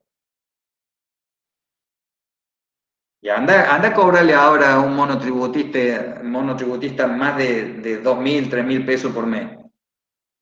Lo está matando el tipo. ¿Está? Bueno, déjenme seguir un poco más, che. No, paramos un segundo. Sí, déjenme que siga y después cualquier cosa seguimos con preguntas. Esperen un poco. Dale. Bien. Bueno, cuestiones que ustedes me preguntaban. En el caso de la generación de señoreaje que haga el Banco Central, ¿qué es lo que constituye estrictamente señoreaje? En el caso de la Argentina, esto es señoreaje. Cuando el Banco Central le hace transferencia a la tesorería. Ahí están esas RCB, los Revenue from Central Bank, eso es el acrónimo ese que tiene del libro. Justamente ahí eso es señoreaje. Cada vez que el gobierno le pase, que el central le haga transferencias a la tesorería, ahí hay señoreaje. En el caso de Estados Unidos, una forma de hacer señoreaje es a través de los intereses de la tenencia de títulos. Con esos intereses, el gobierno o el central compra otros títulos, o el gobierno compra otros títulos y deja sin cambio el gasto y otros impuestos. O sea, es como que le da los intereses por la tenencia de títulos, pero lo puede, como quien dice, rescatar a otros nuevos títulos y dice, bueno, no tengo que estar ni aumentando otros impuestos ni reduciendo el gasto. Solamente me manejo con los intereses de los títulos con lo que gané, nada más.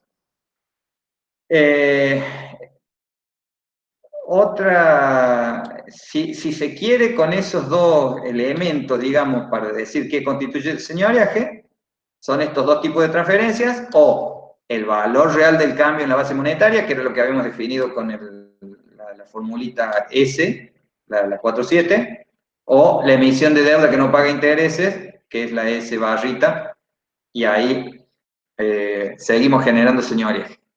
Ahora bien, nosotros podemos tener estos dos tipos de señoreaje y tenemos que descubrir dónde aparece la diferencia entre uno y otro. Y sin lugar a dudas, eso surge de la política fiscal que se esté aplicando. Por ejemplo, si los impuestos que se estuvieran recaudando son de suma fija, en ese caso, lo que va a hacer el gobierno es establecer una senda temporal para el gasto y la deuda, ¿sí?, que le mantenga el equilibrio. O sea, el gobierno agarra y dice, este es el gasto que yo voy a generar en el futuro, y esta es la deuda que me va a estar generando un costo en términos de interés en el futuro, yo trato de equilibrar estas dos. Si yo hago política monetaria acompañando a esta situación, lo que estaré observando serían los cambios en el señoreaje y en los impuestos que me hagan mantener constante esta senda de gasto y de emisión de deuda. ¿Por qué? Porque con eso yo estaré viendo cómo me van a estar cambiando los pasivos. O sea, yo veré la deuda más la base monetaria. Entonces yo digo, ¿cómo me va a evolucionar el gasto y los bonos? Bueno, en función de eso digo, voy a tener que recaudar tantos millones o miles de millones de pesos por año. ¿De dónde voy a sacar esa plata? Fundamentalmente de impuestos, y lo que no lo logre con los impuestos lo tendré que generar con señoriaje. ¿Por qué? Porque tengo una senda para la deuda. No voy a estar emitiendo nueva deuda para financiar gastos estrictamente, sino que la voy haciendo crecer la deuda en función de lo que establezca como de equilibrio, si se quiere. Otra forma de ver esta situación sería esto que les planteo acá. Si yo hago desde el gobierno una compra en el mercado abierto, obviamente que lo está haciendo el Banco Central a eso, ¿qué pasa con la deuda que paga intereses? Disminuye, porque yo estoy retirando bonos del mercado. Y entonces, en ese caso, si yo quisiera que esta deuda se mantuviera sin cambio, porque estoy logrando una trayectoria que es la que quiero mantener a lo largo del tiempo, el Tesoro en ese caso tiene que emitir deuda que pague intereses, y entonces esta secuencia de deuda a lo largo del tiempo la mantengo sin cambios. Lo que sí, el peligro que tengo es que si estos son los pasivos del central, ¿sí?, yo lo voy a estar haciendo crecer por el lado de la deuda. Yo tendría que lograr que aumenten. Por lo tanto, no sé si voy a estar solucionando el problema. Sí, si logro una senda óptima de gasto y de deuda, y eso está financiado con señoriaje, sí, pero va a ser hasta un momento en donde la gente se harte y diga, no me recauda más señoriaje, no recaudar más a costilla mía. O sea, eso le hace, no vas a tener la chance de quitarme vía señoriaje fondos. ¿Queda claro?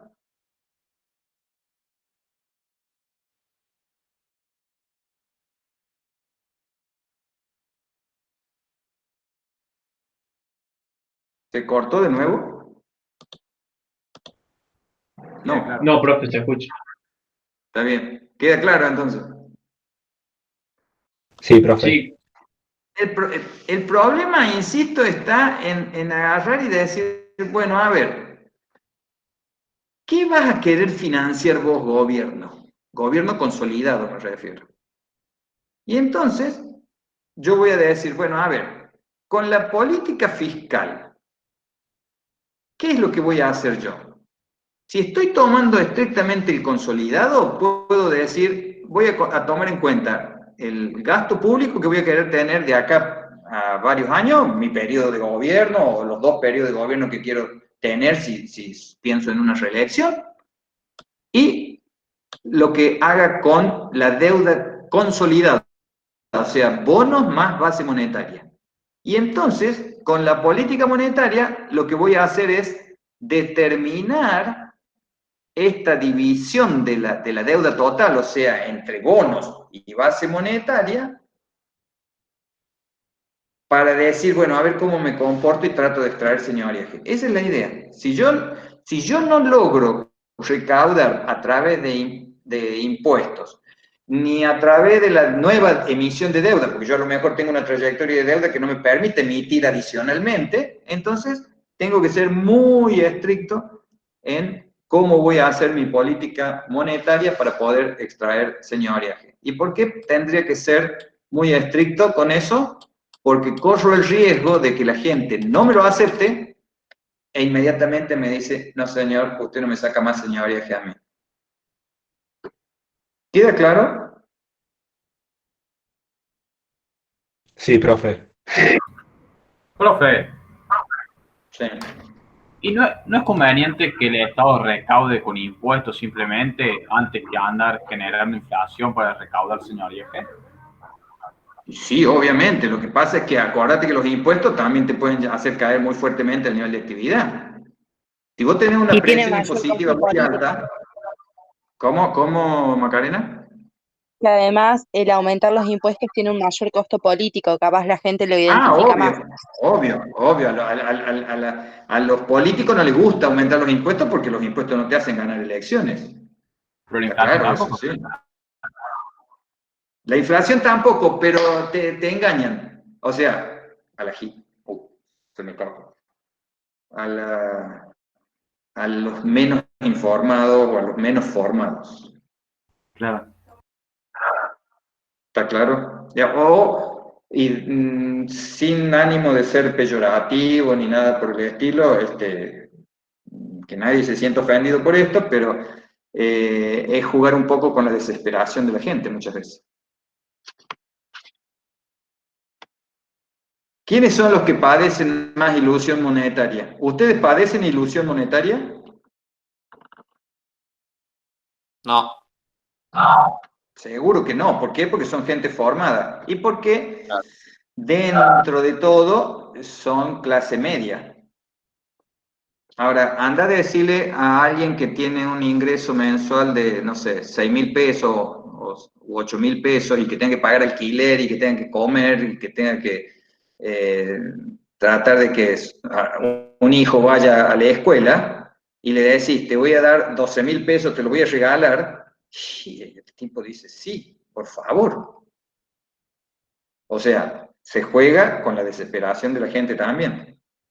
De nuevo, lleven las dos tijeritas en el bolsillo, tengan la mano y el que se vanagloria de estar haciendo esas cosas, ¡clac!, van y le cortan los hilitos para que se le caiga la careta. Profe, entonces lo más sano es recaudar por la recaudación genuina sí, pero es una recaudación genuina que te permita crecer. Porque si yo voy a tener de socio a un gobierno que no me permite crecer a mí y dar más empleo, no tiene ningún sentido. Pónganse a pensar ustedes, por ejemplo, a ver, dejo la pantalla así viendo para que no vea quién me dice, y si no, tampoco lo escriban, pero que uno diga sí, nada más o no. ¿Alguno de ustedes ha buscado trabajo en los últimos 6 meses? Sí. ¿Encontró? No, pero era un laburo, o estaba buscando una pasantía de algo relacionado a la carrera. Era como, Ajá, o sea, y fue competir por con chicos mucho cuestiones... más grandes. Está bien, bueno, pero no conseguiste. ¿Y viste que quedaron muchos fuera de esas búsquedas? En el sentido de que hubo muchos, si se quiere, desahuciados como vos, que no consiguieron. Y cuando yo fui, para que conste que todo esto, o sea, no sé a qué va la pregunta, que conste que actualmente tengo trabajo, era otro que tenga que ver con la carrera, pero cuando fui a la entrevista eran todos de la facu, habrán sido unos 13 chicos, y yo, por lo que escuché de conocidos adentro del lugar, tomaron, no sé si uno o dos, por ahí más o menos. Perfecto. Bueno, bien. ¿Por qué te crees que no hay demanda, no hay oferta? Decía bien. ¿Por qué no hay demanda laboral para los otros 10, 11 que quedaron afuera? No sé, no sé el costo laboral que puede implicar contratar a alguien, supongo yo. No solo de contratarlo, sino de Despedirlo después. descontratarlo. Sí, la doble Sí, porque si el tipo no sirve, me tienen que decir, viejo, vos no servís, dedicate a otra cosa. O sea, en el buen sentido, es como cuando, si yo me voy a probar a esta altura de mi vida a un equipo de fútbol, me van a decir, pero escúcheme, usted está loco, que no tiene la edad para venir a jugar a un equipo de primera. Y yo me voy a sentir ofendido y voy a decir, no, el sistema está contra mí. No, lamentablemente no. Ahora, si alguien va y me dice, no, profe, usted no puede dar clase porque usted no sabe dar clase, y capaz que se la pelee un ratito. Pero el tipo que me está diciendo eso probablemente no quiere contratarme por la sencilla razón de que le corre el riesgo de tener que despedirme en algún momento. Macarena dice, creo que hay mucha demanda laboral, pero realmente los trabajos son con muy bajo salario y muy pocos casos son en blanco. ¿Por qué te crees que pasa eso, Macarena? Por lo que estamos hablando. Consecuentemente, eso, en ese sentido, Fabricio, pobre de ti. Claro, miren el caso ahí. Ahí tienen un caso clarito. Ahí tienen un caso clarito. Bien. En ese sentido, justamente uno lo que está diciendo es, bueno, miren, eso es producto de que hay una voracidad fiscal de que no permite de que sea más tranquila la cosa. Más allá de que uno diga, no, pero es que los empresarios son unos viles y entonces despiden a la gente. Yo les aseguro, chicos, que la gente no despide porque le guste. Realmente a veces se despide porque no hay chance de seguir adelante con las cosas, y eso es producto de que este gasto público es muy alto y estos impuestos siguen siendo muy altos. Y los impuestos al trabajo, cuando ustedes hagan un cálculo algún día de querer contratar a una persona para que les brinde un servicio, lo van a pensar 2 veces, porque cuando tengan que darse cuenta entre lo que le tienen que pagar de salario y lo que tienen que pagar de cargas sociales, se van a dar cuenta de que es mucho más de lo que ustedes estarían en condiciones de pagar y de lo que la productividad marginal de esa generación laboral daría. Hay casos en que sí y hay casos en que no. Eso estoy convencido. Pero en la mayoría de las situaciones es como se las digo. Sí. También hay casos en los que suponete, la gente que es policía o guardia de cárcel, que por ahí tiene la oportunidad de hacer adicionales, incrementar su sueldo. Hay veces que no les conviene. Yo tengo el caso de mi hermano que es guardia de cárcel y me dice él siempre que no le conviene hacer adicionales porque el plus ese que termina ganando se lo termina comiendo el impuesto a las ganancias. ¿No se acuerdan cuando yo les contaba la anécdota mía de lo que le decía a la decana de aquel momento? ¿Se acuerdan o no? Sí, lo de la beca. No, lo de la beca no, lo de que yo iba creciendo no solo de edad, sino de decir, iba ganando posiciones como profesor, y yo le decía, Eve, no me aumentes el sueldo, porque gano menos. Yo pasaba de ser profesor adjunto a profesor asociado y terminaba ganando menos que antes. Pasaba de ser profesor asociado a profesor titular y terminaba ganando menos. Hasta que un día se acomodaron mejor las cosas y dijimos, no, bueno, está bien, ahora sí hay diferencias, pero en aquel momento a mí me aumentaban el sueldo y me cobraban más impuestos de la ganancia y terminaba ganando menos en términos reales que lo que había ganado con el cargo inmediato anterior. Aparte porque me hacían renunciar a otros cargos, etcétera, etcétera. Tal cual. Lo que dice Carlos es muy similar, nada más que en actividades totalmente distintas. Pero bueno. Bueno, déjenme seguir avanzando un poquito más. Profe, y además... no me escuchan. Bueno, para un poco. Vamos a seguir un poquito más. Vamos a hablar del equilibrio presupuestario de manera intertemporal. Dejemos de lado los efectos de la inflación sorpresiva que veíamos antes, de la diferencia entre la inflación observada y la inflación esperada. Y entonces la restricción presupuestaria nuestra sería esta que tienen en esta formulita sin número. Entonces, si uno supone que esta tasa de interés real es constante y tiene un valor positivo y resuelve como si fuera una ecuación en diferencia hacia adelante, quedaría la cantidad, la deuda, ¿sí? Porque asocian esta deuda con esta otra, la deuda, acá, perdón, esta que está negativa como si la pasaran para este lado. La deuda acumulada, eso tiene un costo en términos de intereses y hay que afrontar el capital, más el flujo futuro que yo voy a querer tener de gasto público, lo voy a tener que financiar con el flujo futuro de ingresos y con el flujo futuro de señoriaje más un flujo futuro a valor presente de lo que sería nueva deuda. Eso es como claro, digamos.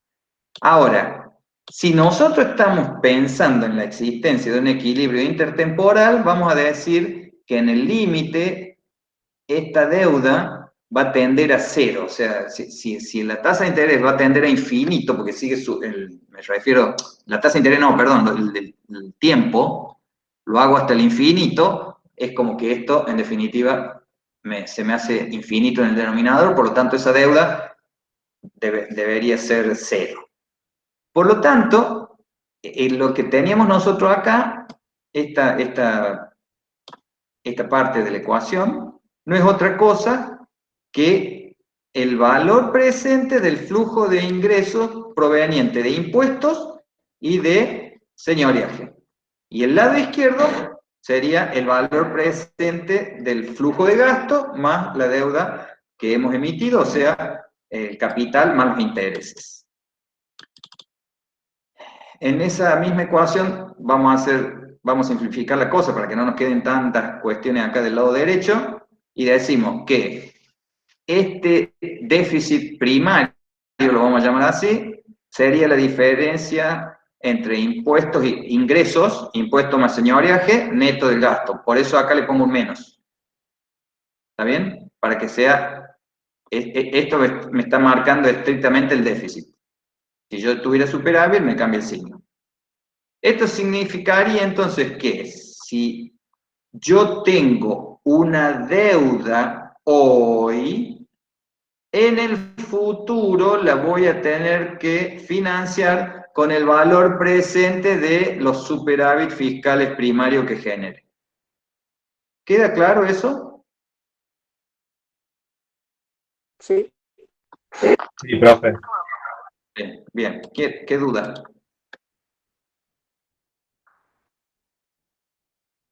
Sí.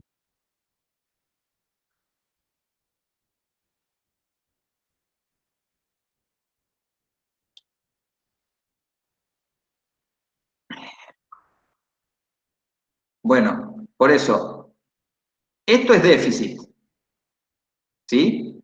Si el gasto es mayor que la recaudación, esto te da déficit. Eso está. Esta igualdad, porque vos para financiar esto tenés que tener superávit.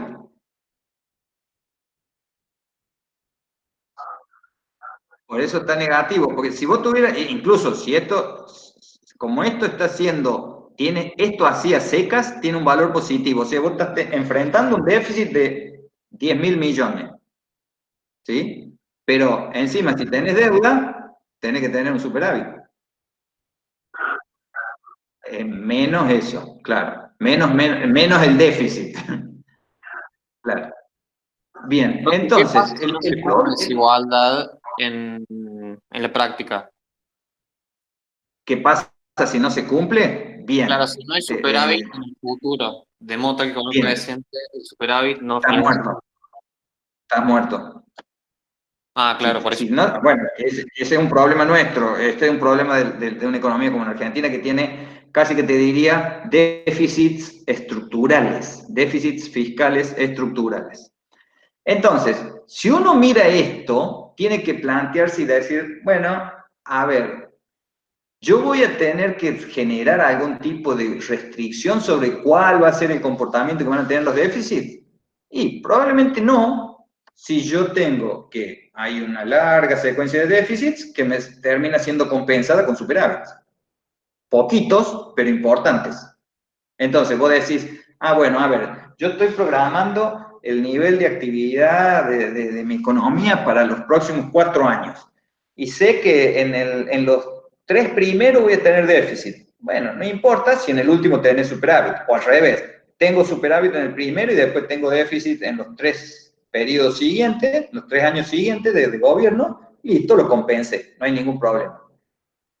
Ahora, sí voy a tener un problema si en el caso de que el déficit me fuera aumentando, eso producto de que lo estuviera financiando con emisión monetaria me generara mayor inflación y que eso generara que la gente fuera esperando una inflación cada vez mayor y me dé pocas chances de extraer el señoriaje, y ahí me veo en problemas, porque se me estaría cayendo una fuente acá de ingresos, el señoriaje. ¿Por qué? Porque la gente no la puede engañar. ¿Está bien?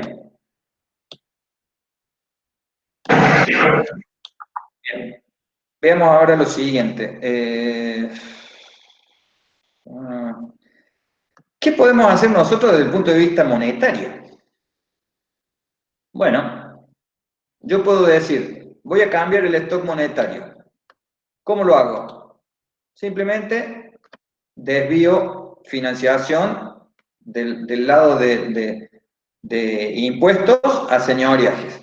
O sea, voy a incurrir en un gasto, pero si no lo quiero hacer, no quiero hacer política monetaria perdón, si no quiero hacer política fiscal, financiándolo con impuestos, aumentando los impuestos, por ejemplo, y quiero hacer política monetaria, voy a tener que hacer a través de señoriaje. O podría llegar a hacer algún tipo de operación de mercado abierto, de manera tal de que yo esté inyectando dinero en la economía.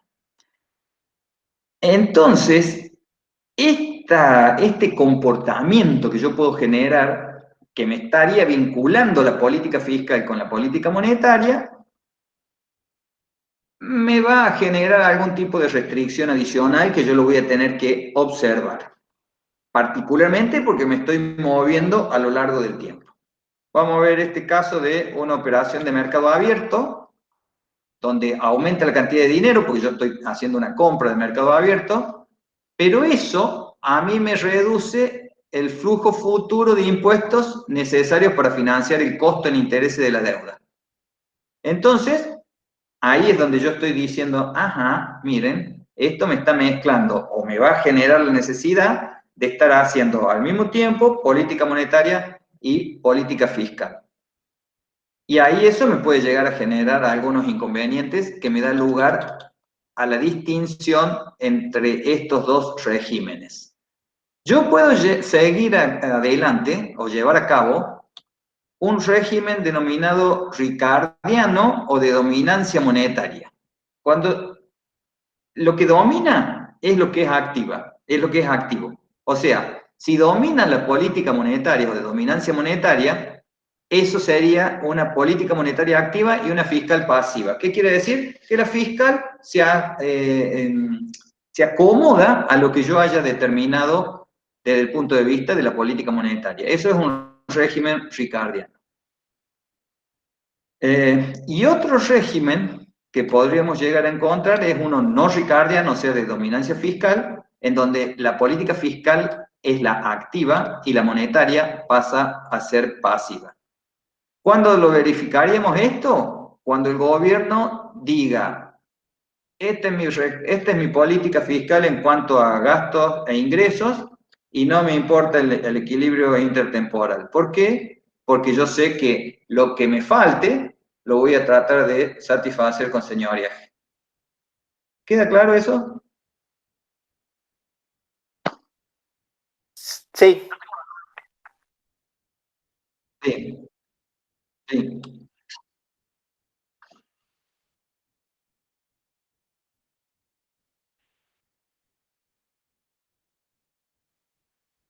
Porque vos estarías generando más señoriaje hoy.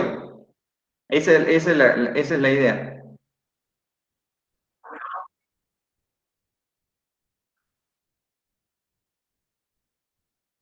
No, vos vas a estar recaudando más señoriaje.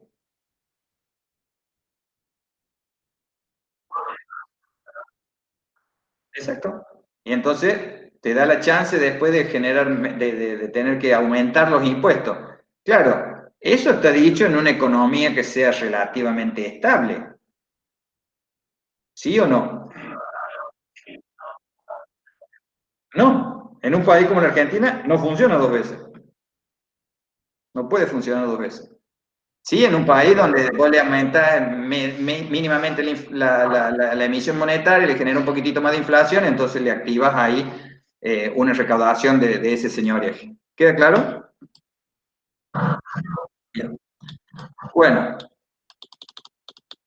entonces, ahí indudablemente nosotros que tenemos una gimnasia tremenda con esto, vamos a empezar a hablar, y por eso digo que esto para mí se va volviendo más interesante en el sentido de que nos genera más cuestiones de discusión. Ahora nosotros estaríamos en condiciones de decir, bueno, ¿qué pasa comparando el déficit fiscal y la inflación? Entonces, un déficit fiscal cuando se genera, ¿implicará necesariamente que habrá inflación? Bueno, eso para los que no creen yo les diría que sí, pero lo vamos a discutir. Y después, en segundo lugar, uno se puede plantear si la inflación considera que no es una consecuencia necesaria de los déficits fiscales. Entonces, ¿es una consecuencia histórica? Veremos una respuesta a eso. Para responder al tema de si necesariamente va a haber inflación, ahí tenemos que plantearnos el tema de la dominancia fiscal. Entonces, esta ecuación, que como les pongo acá yo, es como si dividiéramos la 4,2 en ambos miembros por 1 más R, entonces acá se nos desaparece el 1 más R, simplemente tengo la deuda, y acá tendría, este sería 1 sobre R, R grande era 1 más R chiquita. Como está a la menos 1, es 1 sobre 1 más R porque he dividido en ambos miembros. Y acá tendrían el valor presente de los superávit fiscales. Por eso tienen el menos acá, anticipándolo. Entonces, yo lo que estoy viendo acá es que voy a tener que tener un flujo futuro de recursos para financiar esta deuda que he emitido. Llamemos a esta diferencia acá superávit fiscal, o sea, serían los impuestos menos los gastos, sin contemplar los intereses y sin contemplar estos ingresos por señoriaje, y entonces lo único que hice fue dividir acá, ¿no? Esto sería la parte de superávit fiscal y esto sería la parte de señoriaje. Por lo tanto, yo veo que esta deuda que tenga el gobierno lo va a tener que financiar con superávit primario más señoriaje. Y eso es justamente, fíjense acá, vamos a dejar en la formulita, eso sería justamente lo que Sargent y Wallace denominan como la desagradable aritmética, o sea, la desagradable política que se tiene que seguir a la hora de financiar un gasto público, o en este caso una deuda emitida previamente. ¿Por qué? Porque ¿a dónde estaría lo desagradable? En el sentido de que si yo no logro tener el superávit fiscal primario para financiar esto, ¿no? Necesariamente voy a tener que, ¿qué? Que generar más señoraje. Señoría. O sea, eso equivale, para que lo entienda mi mamá, Inflación. inflación, exactamente. De ahí viene lo de desagradable política monetaria que se tiene que seguir, porque yo voy a tener que, o desagradable aritmética monetarista, dado de que si yo tengo un régimen de dominancia fiscal, yo tomo el valor presente del superávit fiscal y no estoy teniéndolo porque no tengo superávit, eso se me reduce, por lo tanto no me queda otra que aumentar la otra fuente de ingreso que tengo, que sería el señoriaje. ¿Queda claro? Ahora, si yo veo que tengo que aumentar la inflación y el señoriaje en el futuro para que no se me cambie el valor presente del señoriaje, tendré que tener presente lo que me va a estar pasando con la deuda. Ahora bien, en realidad puede llegar un momento en que yo crea que lo voy a cubrir con el superávit fiscal y no lo puedo hacer, voy a tener que aumentar el señoriaje, no lo voy a poder recaudar, no me va a quedar otra cosa que ¿qué? O ajusto ¿Usar las reservas? ¿Cómo, perdón? ¿Usar las reservas? Generar superávit. Genial todo lo que han dicho. Me encanta porque reaccionan como argentinos. Eso, eso en el marco teórico no estaría. Y en el marco de Sargent y Wallace, una devaluación no estaría. Pero está espectacular lo que me acaban de decir. Lo que tendría que hacer es que el gobierno ajuste. Pero el problema es que el gobierno no ajusta. Entonces, al Banco Central no le va a quedar otra que generar más inflación.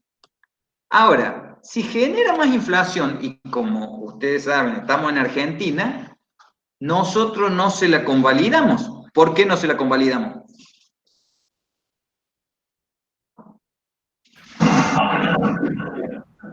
No, pero ¿por qué no se la convalidamos? Para que esa inflación le generara recursos al gobierno, ¿cómo sería que nosotros le convalidaríamos esa acción de generarle más recursos al gobierno? Y tener saldos monetarios. Teniendo peso. Teniendo peso, o sea que demandemos dinero. Y entonces el gobierno nos puede extraer el señoreaje. Entonces, como eso no se lo vamos a permitir, no le queda otra alternativa que lo que me dijeron ustedes. Devaluar para que en términos reales el gasto público le sea más accesible. ¿Quedó claro? Profe, y el tema de que nuestra deuda está en dólares, ¿qué vendría a grabar acá? Que no podemos no podemos licuarla, digamos. No, la licuás de otra manera y esperen a leer el paper o léanlo si tienen ganas ya, el paper con Ricardo. Hay lástima que ya no tengo mucho tiempo, pero si no se los mostraría el cuadrito rápido. Pero les cuento un poquito la historia. Simplemente nosotros, en definitiva, esto es como una especie de un juego así perverso que se da que el gobierno quiere tener el gasto. Nosotros lo convalidamos ese gasto en la medida que se endeude y nos permita obtener los dólares que nosotros queremos en cartera. Y con esa deuda, el gobierno se financia en sus actividades. Entonces, es un juego perverso, insisto, porque nosotros sabemos que con eso estamos generando más inflación, más problemas para el país, pero en definitiva somos nosotros los que estamos motorizando esa situación por la demanda de dólares que le hacemos, pero producto de que tampoco lo vemos al gobierno que se ajuste. Si el gobierno no nos cobra tantos impuestos porque está ajustado, probablemente nosotros no le demandaremos tantos dólares. Les ruego que para anticiparse, que vayan a ver el trabajito ese, que ya ni me acuerdo en qué capítulo lo hemos puesto, y busquen un cuadrito que hay en ese trabajito. Supongo que estará ahí todavía, si no, no me acuerdo en cuál de los congresos lo presentamos, que pusimos el cuadrito, porque en uno nos sigue, en otro no, así que... Pero si no, después se los paso, para que entiendan más o menos bien. Bueno, y finalmente déjenme terminar con esto, aunque sea que decíamos, bueno, pero los déficits son una secuencia histórica, ¿qué pasa con esto? Y obviamente eso va a depender de la historia particular que tenga cada país, y entonces uno tiene que analizar cuál es la influencia del déficit fiscal en la creación de dinero. Hay países que tienen un déficit fiscal muy alto, pero no emiten tanto, y otros que sí. Profe, A raíz sí. ¿no se podría solucionar eso dolarizando la economía?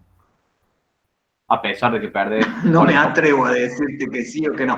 Yo te diría, tanto como dolarizarla, no. Tanto como dolarizarla, no, porque es como que perdés demasiados grados de libertad.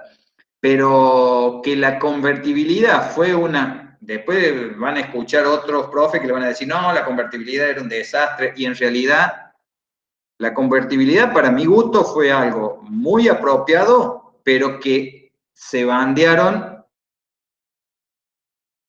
en la cuestión fiscal. Cualquier otro, después cuando vean política económica argentina con Ale Gay les va a decir, no, la convertibilidad no sirve, Caballo estaba equivocado con eso, tener que haber hecho otra cosa, más allá de que creemos que es buen profesional, pero bueno, yo les digo que la convertibilidad era algo muy bueno, pero en la medida que hubiéramos mantenido a nivel el gasto público que tendríamos que haber tenido. Y cuando uno quiere ganar elecciones, eso habitualmente no lo hace. Y eso fue lo que le pasó a Menem. Cuando hizo la no sé cuántas reelección, ahí fue cuando se le vino abajo amén de que tuvo problemas a nivel internacional, ¿no? Que es una cosa que hoy está ocurriendo acá. Si Fernández tenía una visión de tratar de ser un poquitito más serio, la verdad que se le cayó el mundo encima ahora. Él no tuvo la suerte que tuvo Kirchner con toda la economía con viento de cola, digamos. Acá al revés, tenemos un ciclón de frente, no puede avanzar 2 metros por año. ¿Está? Bien, y para terminar lo de hoy, quiero que tengamos la idea de alguna posibilidad de hacer un modelito donde no solamente ya estemos pensando en la emisión monetaria como una forma de financiación y obtener señoriaje, sino de tratar de ver cuál es la influencia que genera la deuda por la que hay que pagar intereses, para ver incluso tanto deuda, porque nosotros siempre hacemos este análisis. Siempre decimos, cuidado con la cantidad de dinero, porque eso, vía teoría cuantitativa del dinero, nos va a generar inflación. ¿Lo decimos o no lo decimos eso habitualmente? Sí, profe. Sí. Bien.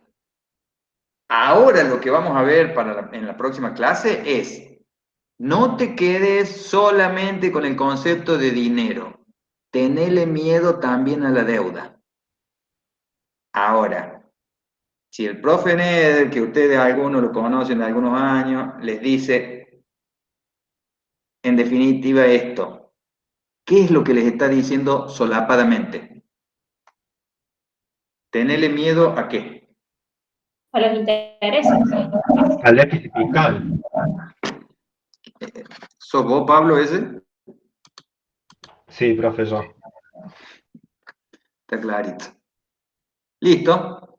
Al déficit fiscal, porque en definitiva nuestro problema verdadero es el déficit fiscal, que financiamelo con lo que tengas ganas y con impuestos no vas a poder. Entonces las otras dos fuentes de financiamiento que te quedan a mano, las vas a querer aplicar y las dos te van a generar impactos inflacionarios. Muchas veces se dice, no, pero no, las dos te van a generar impacto inflacionario. Así que, ojo con eso.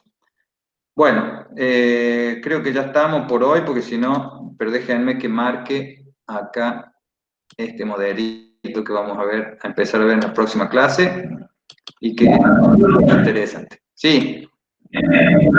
Sí, dale.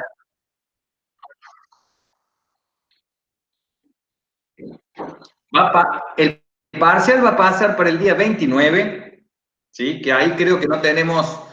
a ver, ¿hay algún chico presente de los que están recursando y que tenían el parcial de Ale, que se los tomaba probablemente el lunes? Sí, acá. Sí. ¿Resolvieron algo con él al final o no? No, hasta ahora Alejandro no lo va a tomar. No lo va a tomar, y bueno. Pero... Santi, estás ahí, bien, perfecto. Quería escucharte a vos, sobre todo. Sí, sí. Bueno, escúchame. De todas maneras, para que si hubiera alguna situación rara con Ale, para que no queden dudas de nada, lo tomamos el día miércoles 29. Bueno, perfecto. O sea, si a Ale se le ocurre, porque, es más, yo me llamó mucho la atención, no lo llamé a él para que no se enojara, pero era muy probable que era imposible que el lunes, él pensaba que se puede llegar a levantar. Yo no estoy dispuesto a juntarme con ustedes, ir a tomarle un parcial y ponerlo todos juntos ahí, por más que sea un aula grande, ni loco voy con ustedes, no. Claro. Al lado de ustedes soy un viejo y ustedes tienen que tener miedo de que yo los contagie en todo caso a ustedes. Entonces, no me deberían dejar ir, siquiera. Claro, Alejandro había decidido moverlo hasta que se levante la cuarentena y tomar todos los parciales juntos, pero a mi parecer es un tanto inviable, por lo tanto es como que me daba miedo de que lo tome